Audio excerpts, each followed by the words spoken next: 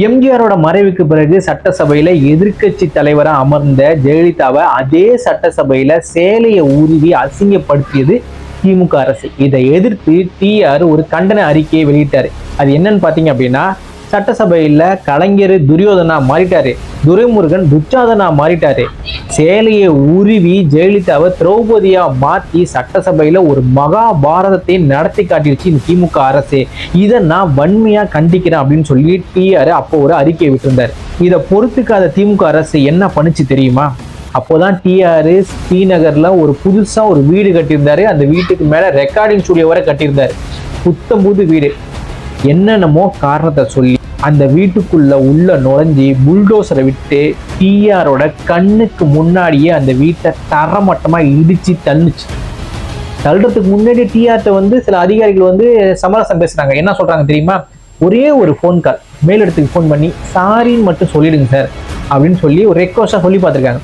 அது டிஆர் என்ன சொன்னா தெரியுமா? நான் சென்னைக்கு வந்தப்ப காரோட வரல, வெறும் காலோட தான் வந்தேன்.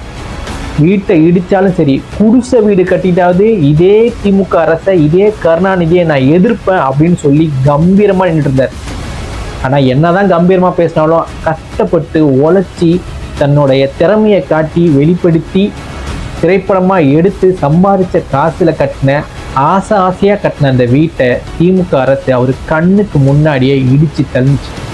பல நாள் அந்த வீட்டை அவர் திருப்பி கட்டாம அப்படியே போட்டே வச்சிருந்தார். வீட்டுக்குள்ள மழை பெய்யும், அந்த வீட்டுல தான் இருந்தாரு. அந்த வீடு ரொம்ப நொறுங்கி அதே மாதிரிதான் வச்சிருந்தார்.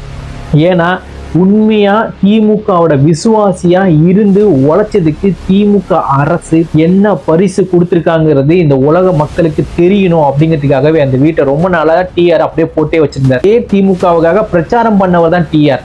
ஒரே ஒரு அறிக்கை, அவங்க பண்ண தப்ப சுட்டி காட்டுறதுக்காக டிஆர் கிடைச்ச மிகப்பெரிய பரிசு என்ன தெரியுமா? ஆசையா கட்டின வீடு அவர் கண்ணுக்கு முன்னாடி இடிச்சு தள்ளப்பட்டதுதான். அன்னைக்கு அழுத மாதிரி டிஆர் இது வரைக்கும் வாழ்க்கையில அழுததே இல்லைன்னு ஒரு பேட்டியில பதிவு பண்ணியிருக்காரு. அதை விட முக்கியமான விஷயமா, என் வாழ்க்கையிலேயே மறக்க முடியாத ஒரு சம்பவம் இது மட்டும்தான் இருக்கும்னு சொல்லியிருக்காரு.